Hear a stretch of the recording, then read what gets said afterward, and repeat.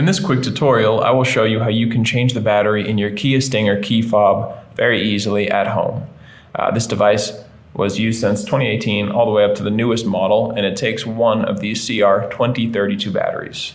So the first step is just to turn onto the side, and you see this button at the bottom. You're going to hold that down while you lift out this bottom internal key. Now, looking in to this area, we're going to use a flathead screwdriver here. So go ahead and you can see this little wall of plastic, this piece here, and then right above it, the kind of back section here. Going to insert the flathead screwdriver in between those, okay? In between these two, get into there and just twist gently, and you'll hear that pop. That's not any damage or anything, that's just the plastic nicely separating.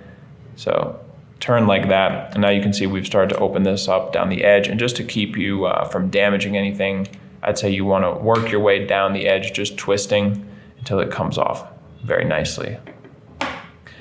Now it's pretty easy. You can just start to push this thing out with your finger. You're going to want maybe to use your flathead screwdriver to push it out the rest of the way. Be careful, go slow, and once it is out, you can just dump it into your hand like that.